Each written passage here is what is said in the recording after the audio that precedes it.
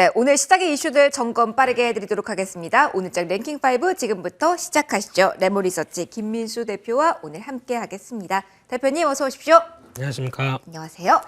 자, 오늘도 이슈들과 함께 꼼꼼한 팁 부탁드릴게요. 바로 열어볼까요? 대표님 오늘 그래도 저희가 이 자리 2시에 한숨 한번 돌리면서 아이고 다행이다 라고 시작할 수 있을 것 같습니다. 네, 뭔가 만감이 교차하네요. 네, 그러니까 약간 오늘까지 무너진다면이라고 생각 많이 하셨을 텐데 자, 일단 이 이야기가 핵심인 것 같습니다. LG 에너지 솔루션 얘기만 계속 하게 되는 것 같은데 일반 청약 마무리된 이후에 셋업체와 2차전지 소재주의 반짝거림 예상할 수 있었던 흐름이라고 봐야 될까요? 어떻게 오늘 보시는지 궁금합니다. 네, 이벤트 끝났습니다. 가야죠? 이제 나머지 가나요? 이상입니다. 아, 이상인가요? 네, 다음 주제. 자, 그렇다면 뭔가 더 해야 될 것 같습니다. 자, 근데 전 너무 궁금했던 게 일단 뭐 그 전에 주초에 저희가 할 수 있는 거는 그냥 청약 기다리는 게 최선인 것 같았었거든요. 사실은 그냥 물량 넣고 기다리는 게 시작이 너무 안 좋아서. 근데 이제는 이제 주 후반 되면 이제 기관 수급도 조금 풀리지 않을까라는 기대감과 함께 서서히 이쪽 접근해야 되나? 이제 좀 궁금증이 생기더라고요. 괜찮은 건가요? 그런 전략도? 네, 그렇다고 해서 지금 LG 에너지 솔루션이 들어온다고 해서 회사가 바뀌나요? 바뀌진 않는데 약간 물적 분할에 대해서 우리가 계속 안 좋은 기억만을 가지고 있잖아요. 제 말은 LG 에너지 솔루션 들어온다고 해서 에코프로비엠이 실적이 안 좋아지나요? 그렇진 않죠. 똑같죠. 전혀 보장한 거 없습니다. 그 사이에 수급적인 변화만 나와서 괜히 또 거기서 좀 약간 들어오기 위해서 약간 뭐 비중을 줄인 정도. 그것뿐이지 본질적인 뭐 앞으로 2, 3년 뒤까지 계속 성장하는 흐름이나 앞으로 이어갈 특히 NCM 계열에서 가장 핵심적으로 바라봐야 될 어떤 추가적인 첨가제라든가 이런 쪽의 부분들은 계속 앞으로 이어질 수밖에 없습니다. 상황은 그렇긴 하죠. 그렇기 주가를 때문에 너무 많이 끌어다 쓴 상황이 아닐까. 지금도 괜찮은지는 조금 물음표라고 많이들 하시더라고요. 그래서 오늘 나오는 종목들 대부분 보게 되면 약간 거의 다 중요한 지지권 쪽에서 오늘 만약에 이탈했으면은 조금 힘들 수도 있었겠지만 대부분의 중기 지지권역 쪽에서 반등을 시도한다라고 하게 되면 상당히 그래도 의미가 있다고 봐야 될 것 같고요. 하지만 이걸로 끝났느냐? 요거는 또 고민을 해봐야 될 문제가 그렇죠. LG 에너지 솔루션이 상장을 해서 더 커진다라고 하게 되면 계속 그쪽에 집중해야 되겠죠. 그러다 보니까 패시브 자금들이 나머지 또 팔고 골로 또 사고 또 팔고 또 사고 세법이 되게 복잡해질 수밖에 없겠네요, 이제는. 그래서 아마 이게 그래도 최종적으로 뭐 MSCI나 코스피 200이나 이제 들어와서 자리를 잡는다고 하더라도 그래 봐야 한 3월 선물 옵션 동시만기일 이 정도까지면 거의 뭐 끝날이라고 봅니다. 그 사이에 혹시나 또 흔들려서 기존에 갖고 있던 성장성이 뭐 어쩌고 또 이런 얘기는 중요한 것 같지는 않고요. 전이 성장한다라고 하게 되면 기회 찾아서 눌림목 찾아서 대응하는 게 맞겠다. 이렇게 정리해서 말씀드리겠습니다. 셋업체도 동일하게 봐도 될까요? 일단 에너지 솔루션 상장 이후에 상대적으로 좀 싸 보이는 효과에 단기적으로는 오를 수 있다라는 이야기와 함께 비교 우위가 있으니까 자금이 이쪽에선 이탈될 거다. 뭐 여러 가지 분석이 있었어요. 2차전지 너무 복잡하네요, 대표님. 원래 주식은 복잡한 겁니다. 맞습니다. 그런데 인생도 그렇고요. 인생은 회전목마고요.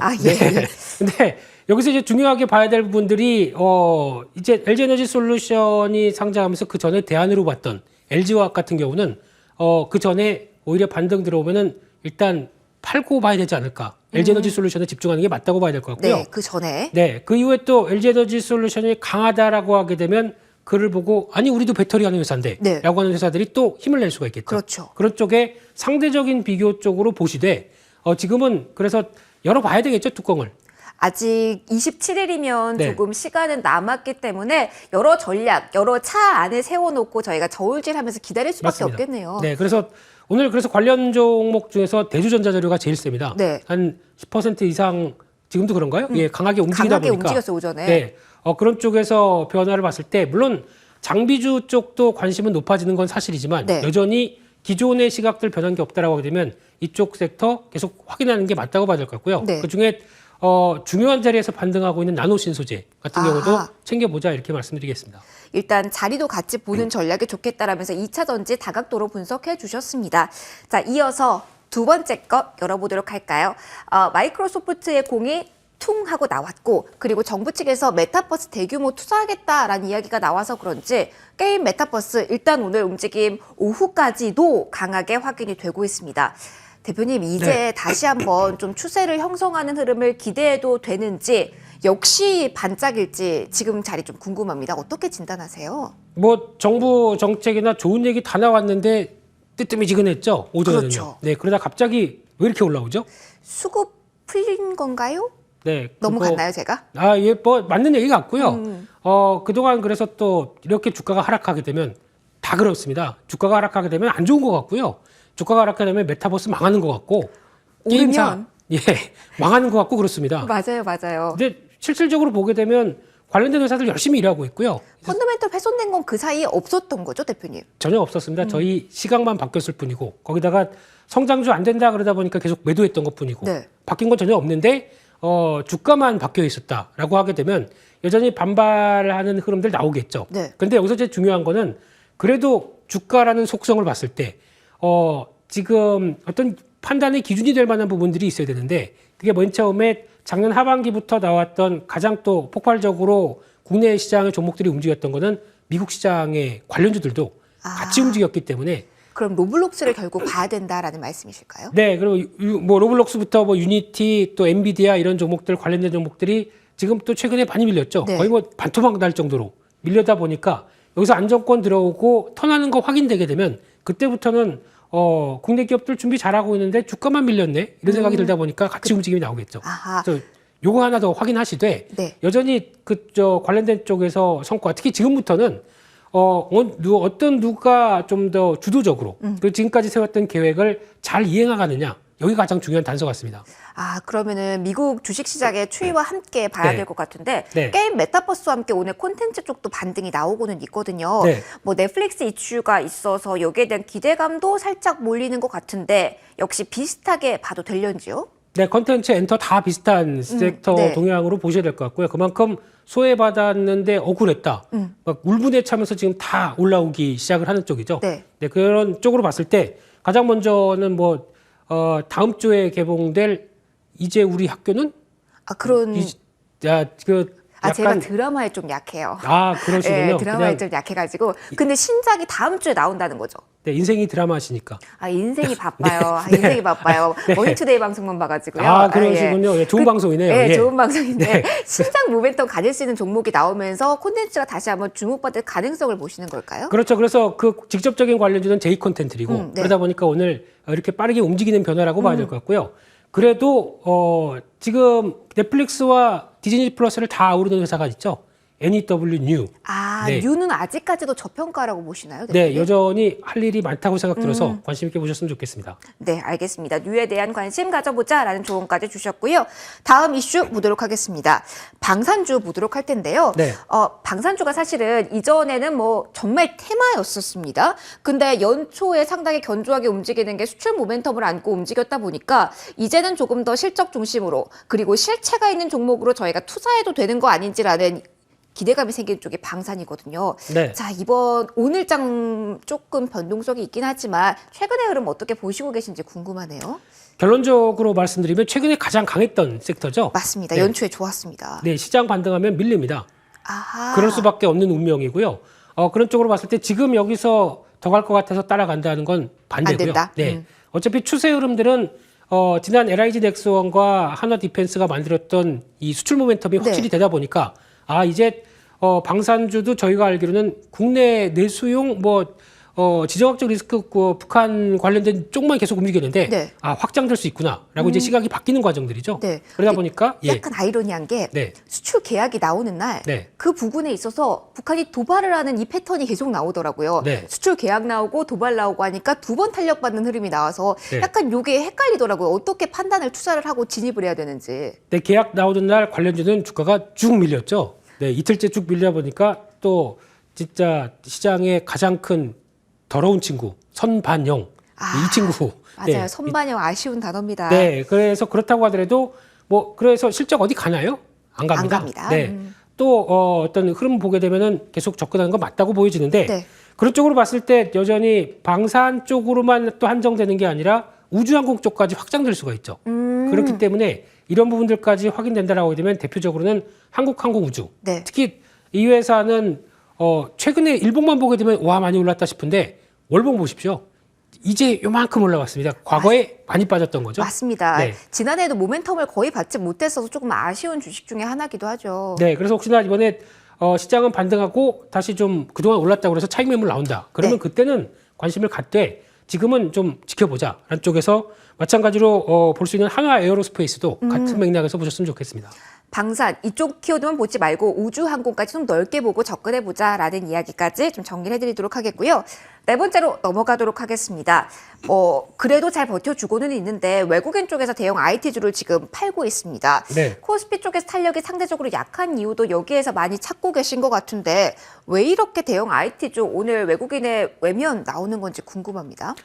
미국 시장이 안 좋다 보니까 네. 거기서 이제 지금 보면 최근에 펀드들 관련된 기관들 급하게 다 매도를 하고 있더라고요. 네. 그래서 일단 현금화. 왜 현금화를 할까요? 설 아직 멀었는데 왜 벌써 현금화할까요? 네, 미국도 설 그렇군요. 그렇군요. 미국도 We are Seoul 이러면서 좋죠, 좋은데 네, 옵션 만기 이후에 그냥 포지셔닝 변화라고 봐야 될까요? 제가 보기에는 이제 그들 쪽에서 이제 그동안 이제 자금을 조달했을 때 유동성이 풍부하다 보니까 네. 저금리 조달한 금액들 많겠죠. 근데 금리를 바꾼다고 합니다. 그러면 여기서 나올 수 있는 부분들은 일단 정리하고 조달 비용이 늘어나다 보니까 빨리 정리를 해야겠죠. 아하. 그런 쪽에서 신흥국 쪽 그래도 그나마 상대가 어디 있지? 코리아 그러면서 여기서도 이제 빼는 거군요. 예, 물량이 나온다고 하는데 그 정도로 어떤 대형 IT주들의 실적 동향들이 올해 그렇게 약하지는 않습니다. 실적 그럼 괜찮은 거라고 하면 네. 이달 말부터 실적 본격적으로 시작이 되는데 이에 대한 기대가 많고 그냥 보유자분들을 쭉 끌고 가도 되는 섹터라고 봐도 될까요? 네, 그런 이슈 때문에 여전히 실적에도 상관없이 만약에 주가만 이렇게 나온다라고 되면 비중 늘려야 되겠죠. 네. 그런 쪽에서